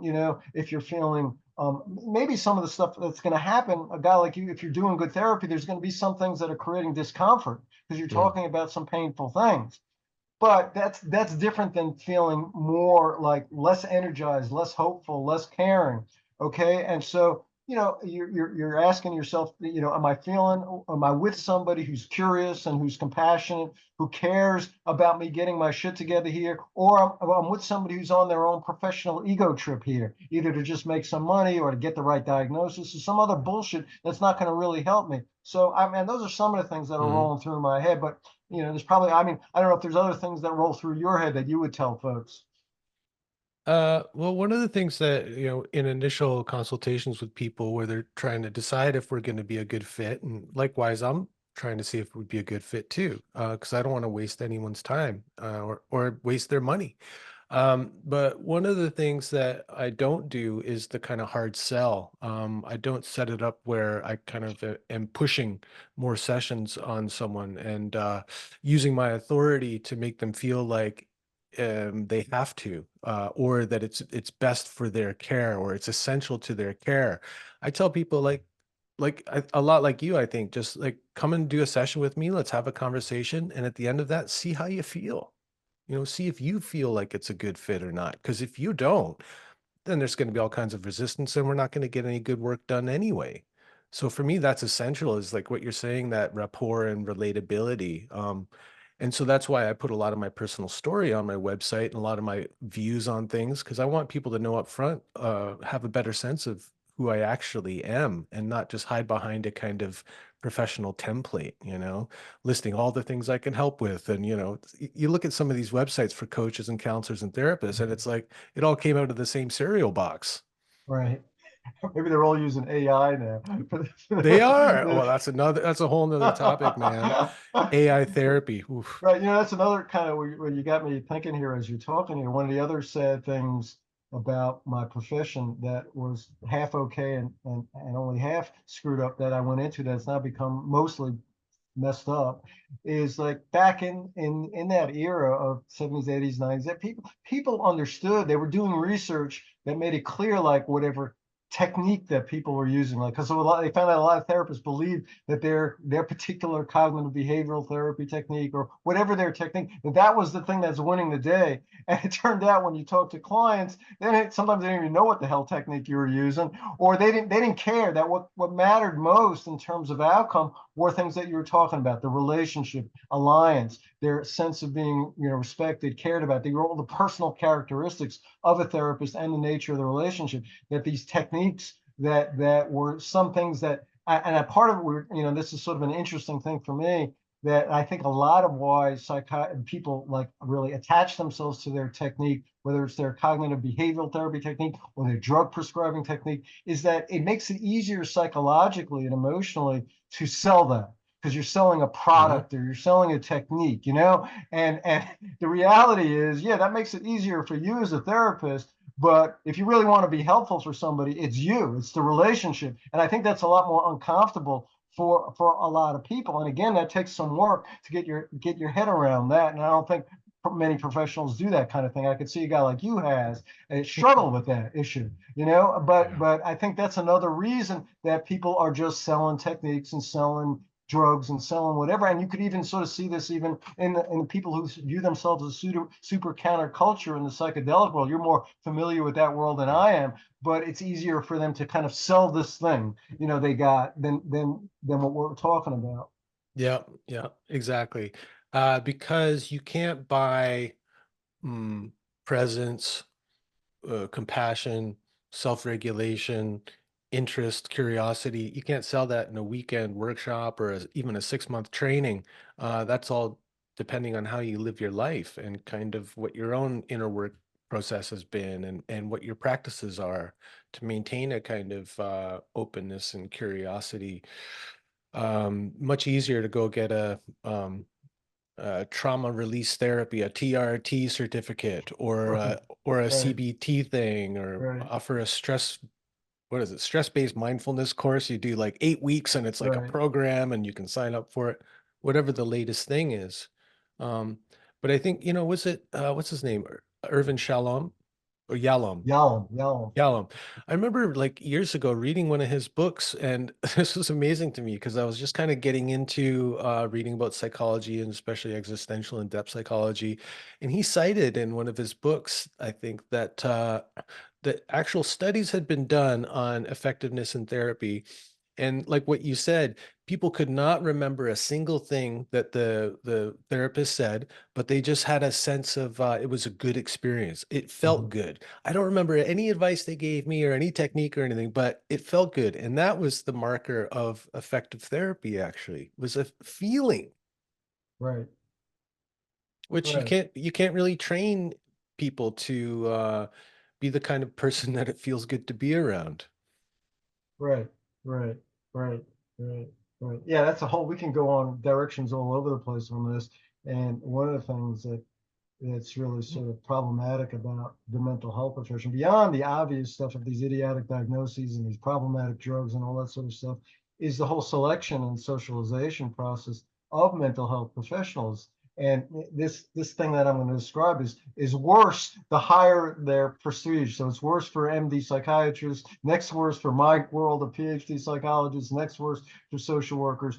But they're in the selection process itself. There's nothing that selecting for people who are especially good at listening to people who are curious or all these things we're talking about. It's mostly about if they're selected on their grades, their grade point average. They're selected on their GRE, graduate record exam test. Maybe some recommendations from some professors, some of whom they were big shots who they might have kissed their asses or what the hell it is. Mhm. But maybe they've gone through Well, some not interviews. rock the boat. I mean, Right, right, submissive compliance is actually right, going to help you in the right, profession. right. As opposed to other things where people are like doing something where they're interacting with the world, where how they've gotten to a certain point, it's been sort of more like, measured by like their actual performance and what they've done, how they've other people have experienced them. Like so, that's part of the, again, one of these things you'll never hear these folks talk about. Like it's really like they talk about them. I think of all the things I say that upsets a lot of people with MDs and PhDs, it's like I'm going like, maybe the worst people in the world overall, with some weird kind of renegade exceptions, are being attracted to this profession. maybe if we had more people who are like doing improv comedy, for example, or drama, who are therapists, they would be a lot better therapists. Maybe the people who are being attracted to this profession should be cops or something like that, because they're mostly like, like control freaks who don't want to use guns, which maybe wouldn't be such a bad idea. So, but that's the stuff that really is upsetting, because it really, hits at their egos, it hits at their personas of like, that they've developed here, that maybe, there's so many. One of the things that for me that I'm trying to do here as I get older and older here, the stuff that we've talked about, a lot of the drugs, the diagnoses, the chemical imbalance theory, it's just things I feel obliged to let people know this is total bullshit, to delegitimize the science of this profession. But the more interesting things that we're talking here long enough to get to here, I often don't even get to. And these are the things that are much more intellectually interesting kinds of things that are screwed up about the whole mental health profession and professionals. Hmm. I know you talk about like peer counseling. Um, like, do you ever look at like liberation psychology and things like that? Like, what are some of the alternatives you see that address everything we've been talking about, all the socioeconomic problems and all of that, the professionalism, the authoritarianism? What are some of the approaches that people are taking that counteract or address those things that are kind of working? What's the kind of grassroots stuff that's happening out there? Well, it's funny you talk about liberation psychology. I mean, you're one of the few people who've ever interviewed me even is hip to that. So this is a lot of fun for me. I've written a lot about that, and it's just again, I was mostly it sort of started more like in places Central America, South America, and so there's some folks who are in the U.S. here, some of the more radical renegade institutions. Maybe they'll talk about it, but most American psychologists even forget about psychiatrists. They've never even heard of liberation psychology, which ultimately is about a lot what we're talking about here. That a people, part of getting your mental well-being is challenging an oppressive status quo. All right.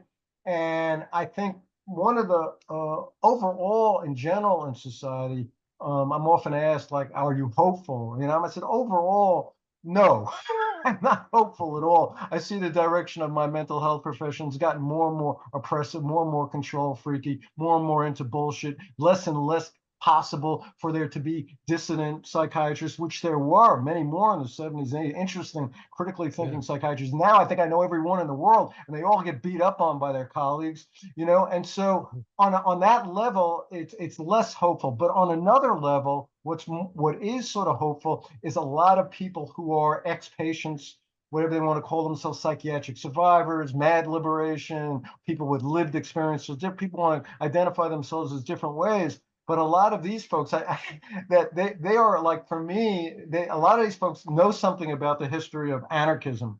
But most of them don't. But they are hardcore anarchists in the best sense of that. But when I use the term anarchist, I mean it in the sense of Peter Kropotkin and Emma Goldman, the sense of like people who care a lot about not having hierarchy, not having coercion, having real hard. It's called liberation. Yeah. Liberatory socialist libertarians. That's what real Like anarchists are. real And real liberalism. Yeah. right, Yeah. right. And a lot of the ex-patient psychiatric survivor movements that I was lucky enough, once I started speaking out, one of the best things that happened to me is one of the biggest movement activists in the whole psychiatric survivor ex-patient. A guy got a hold of me. This was in 1994, so it's a long time ago. But I slowly but surely started to not only connect with these dissident, critically thinking mental health professionals, but a lot of these ex-patient activists, and many of them have created their own scenes, their own kind of peer-to-peer support. Some of them and even have real wherewithal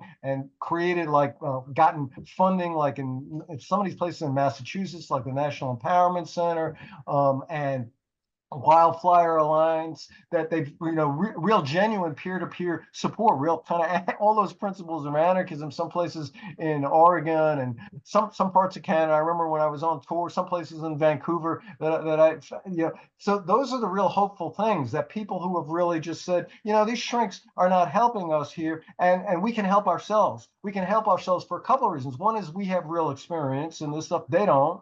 We're not, and number two, we're not afraid of what it's like to be in these altered states. Most shrinks are, if they're not psychologically afraid, they're afraid because of their liability issues and all that. And these, if you're peer to peer and somebody's talking about suicide, they're not freaking out as much as a licensed mental health professional. So they understand all of this stuff real well. And I've learned a lot about a lot of things from these group of folks. Unfortunately, as I mentioned, in some of my articles, some of these folks who helped create these peer-to-peer sports have also told me they're worried about that being co-opted by the psychiatric establishment, just like psychedelics. So that's a whole other tangent we can talk about.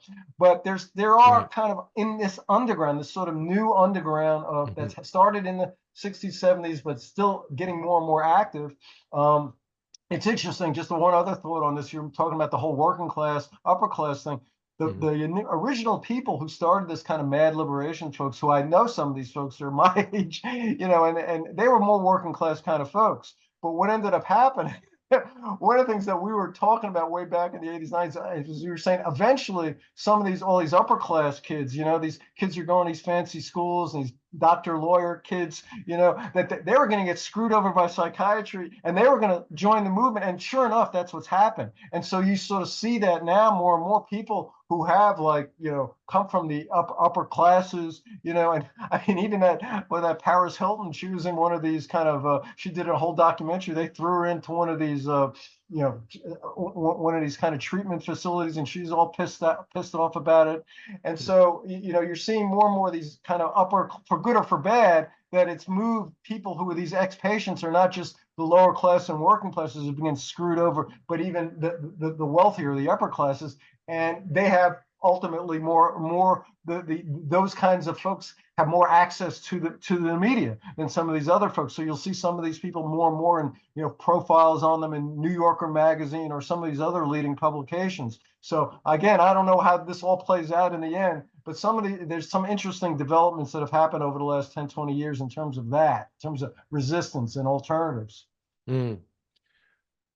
Yeah, something about when high profile wealthy people become kind of disillusioned with something like psychiatry or psychology is it doesn't quite have that renegade anti-authoritarian spirit in it.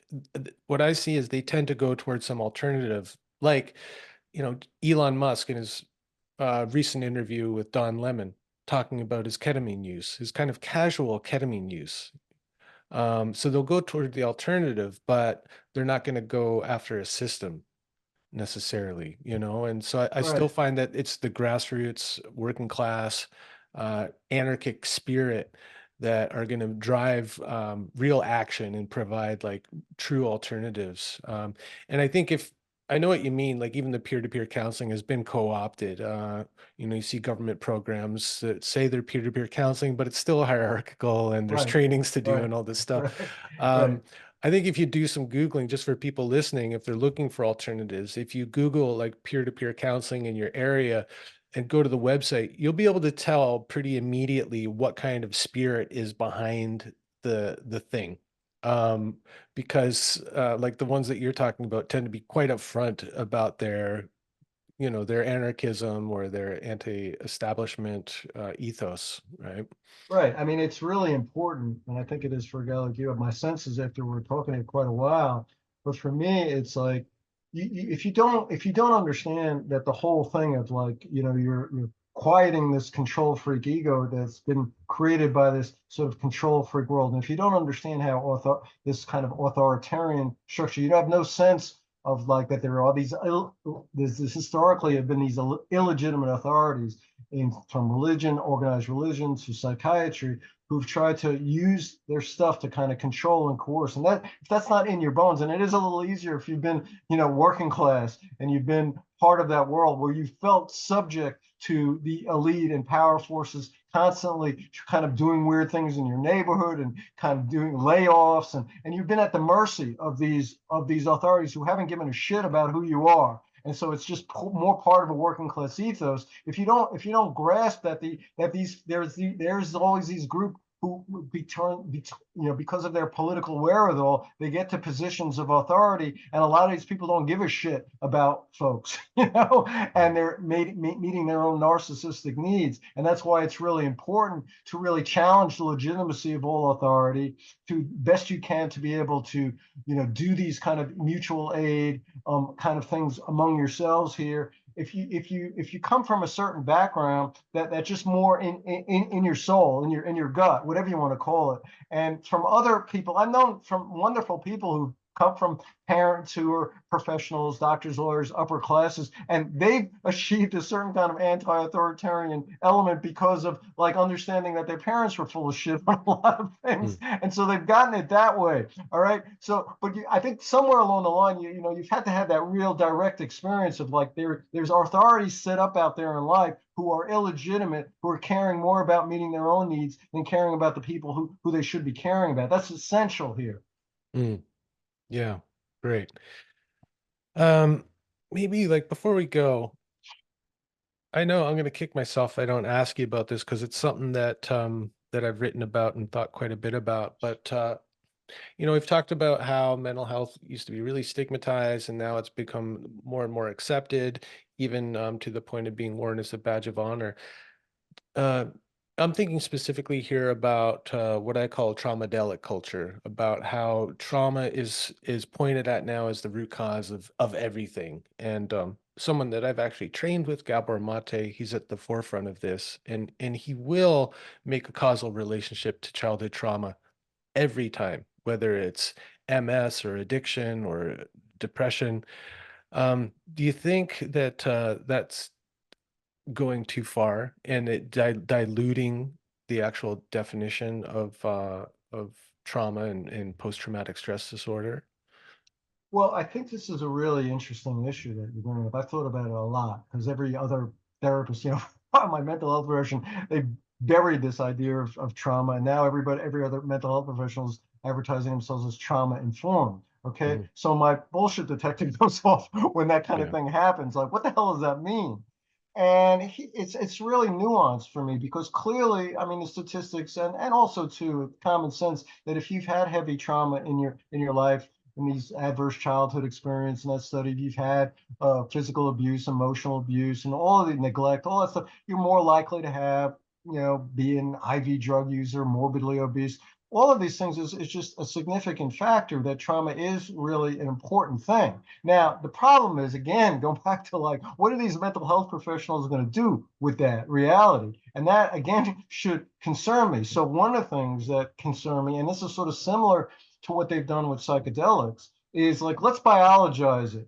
Let's make sure and that, the body keeps the score guy, that Bessel van der Kolk, first third of his whole book is like, let's show all these pictures biologically about how trauma affects all these parts of the body, which maybe it does, maybe it doesn't. That's a whole other issue. Sometimes these fMRI research is often a lot of bullshit, but let's say it's even true. Let's biologize it. Let's biologize the, psychedelics, the same thing. Let's talk about the default mode network, maybe, again, fMRIs. Sometimes I don't totally trust them, having looked at these things for 30 years. By the way, I just say that out. I know people might be stressed, but there's a guy, just a quick tangent, making sure I get back to what we're talking about here. But there's a guy named Raymond Dolan, who's one of the leading neuroscientists in the world, and he came out with a study in 2022. He looked at 30 years, 16,000 neuroimaging studies trying to relate some sort of part of your brain through fMRIs to one of these psychiatric categories. And he said, we've come up empty. And because there's a lot of false positives. I mean, there's famous studies where they put dead salmon in an fMRI machine. You've heard about that one. Well, that's what I was gonna mention that. But just politically, it's really what all these guys, whether the psychedelic world or the trauma world, they want to really make sure this stuff gives us a biological legitimacy. Well, why do they give a damn so much about it? What is it that important? I mean, of course, everything has some biological correlate. I mean, you and I talking right now, there's something going on in our brain biology. Who gives a damn, right? What's more Yeah. important is our conversation. But if you could biologize and chemicalize everything, that gives these medical authorities, that gives them the top tier in the hierarchy, right? That's the game. So, but back to what you were talking about with trauma. I just got on a tangent there because it's, but back to what you were talking about on trauma. I think it's just what worries me about these folks is like how they think about what is the problem with trauma. And as I was talking briefly about earlier, for me personally is in terms of, let's say, I'll just talk about myself, the different little whatever traumas I have that are going to happen, they're going to more likely to put me in this kind of defensive ego attachment role for self-protection. I'm going to more move into a fight or flight. I don't move into too much fawning myself, but fight or flight or freezing. I do that kind of stuff. And that's problematic. That's going to disconnect me from myself, disconnect me from the world. And so that's what worries me. These mental health professionals are not thinking about what in fact is problematic about these traumas, and therefore and that you don't necessarily have to be a victim of this. See, that's the other part of the problem is it's a kind of victimization culture here, again, a disempowering victimization culture here, as opposed to saying, yeah, these traumas really suck, they're horrible, they could really fuck you up in a lot of ways. I've had them. I don't have had any of the major ones that a lot of other people have had in my life.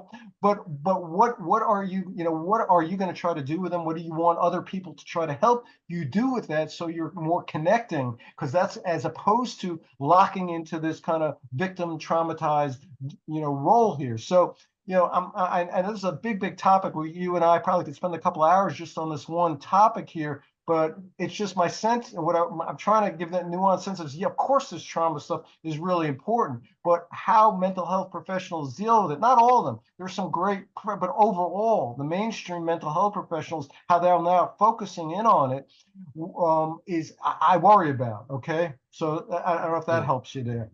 Mm-hmm. Yeah. Yeah, it is nuanced for sure because trauma is real and it affects people in real ways. I just feel that too much has been made of it and it's been turned into a kind of industry. Because anyone who's famous who's talking about trauma has a program, a bunch of books, all Right. that stuff to sell you. Technique, So, right, so it's in right. their best interest to convince you that there's trauma epidemic, that everybody suffers from it and all of that.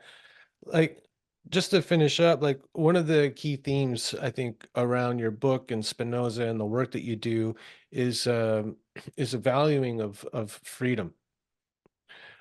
Freedom is like the word that's kind of like running through all of this for me. And just as a final question to contemplate is like, who benefits if we are disempowered, submissive, complacent, and passive? Well, obviously, those in power, those in control, and on a micro level, it might be on the job, workplace, or in a school principal, or in a family, In some the kind of family, right? patriarchal authority. But obviously, at a bigger place, it's as you mentioned, the Elon Musks of the world, the Bill Gates of the world, and all those folks. So yeah, at that's those are the folks who are going to be most benefiting by that. And for me, that's a problematic thing. I mean, you mentioned like freedom was such a big word for Spinoza, and one of the other really problematic things for me that's happened with the left. And I write in left places. I consider myself the left anti-authoritarian. Guys like Eric Fromm were And a democratic classic, socialists, classic right? leftist, yeah. But what's happened problematically to this kind of faux left is the real old time left cared about social justice and economic justice. So they cared about justice and they cared about freedom passionately, and both. Okay, that's what Emma Goldman, anarchists, they care about freedom and freedom from asshole authorities, freedom from all kinds of stuff, and that's part of like free thought is about freedom from idiots telling you what you should think or not think. And those things need to go together again. That's what I'm championing here again, to bring back this stuff out there, that you can care a lot about freedom and you could care about justice, economic justice, social justice, and that those are the kind of people who I want to be hanging around with, not people who are just who are just, not understanding how incredibly important freedom is in terms of being alive. Hmm. Yeah, and I think like for Spinoza, from what I gather, like liberty in the broadest sense has to begin with cognitive liberty, to start to think for yourself, to question all authority. And that to me is like, that's the heart of like what people at Krishnamurti were talking about. Right. Like this is yoga. It's like becoming disillusioned in a way with the world or your concept of yourself and all of that. Right. Um, For mhm, Spinoza, it was clear like you wanted freedom from these ecclesiastic authorities who were telling him, trying to control him and his buddies what they can say or not, from the monarchies, but also, he worried about the mob too. Like he was freedom from mob control, but he also knew that he was a psychologist guy too, and he understood that we can tyrannize ourselves. And mhm, that was the kind of fun, that's sort of comical for me. Everybody's making a big deal when I was going to school in the 80s about this thing called cognitive behavioral therapy. Well, I mean, the Stoics, many, many years before Spinoza were talking about this stuff. Spinoza got a few things from the Stoics, and he created something more interesting for me than not only the Stoics, but more interesting than modern cognitive behavioral therapy. But all of them aimed at the idea that our own sort of emotions can tyrannize us, can reduce our freedom and our belief that we're more in touch with our emotions or whatever our traumas. We can end up like losing freedom. We can lose control, and the whole goal in life again is for him was to have the freedom to connect with the world, with God, with nature, with everything here. And you didn't want to lose that freedom to be able to do that. And so all of these different freedoms, there's freedom from all of these sources of oppression and freedom to connect with what is out there. hmm, yeah. Yeah, so if people are listening and they feel like a little activated by some of the things that we've been talking about, and especially like, the way that you speak about these things, Bruce, like you're really impassioned, you're kind of no holds barred, you know, salt of the earth, like you speak my language for sure. But if people find themselves activated by this and find their kind of their position kind of constricting or ossifying around some of their strongly held ideas, this is just an invitation to actually look into that. And maybe there's some inner authority that you've internalized in a way that's stopping you from seeing things differently and considering other alternatives, especially when they make you really uncomfortable. I think that's like key message from Spinoza that we can take away from this chat. Sounds good. Sounds good. All right. Well, I really appreciate all the time that you've given me here. And yeah, I love your book. I'll be recommending it to people for sure. It's been fun, lots of fun, Brian. Like I said, I talk to a lot of folks out there, but I don't often get into the kind of depth, the more nuanced stuff that we've had the time to do. So it's been real satisfying, real pleasurable for me. So thank you.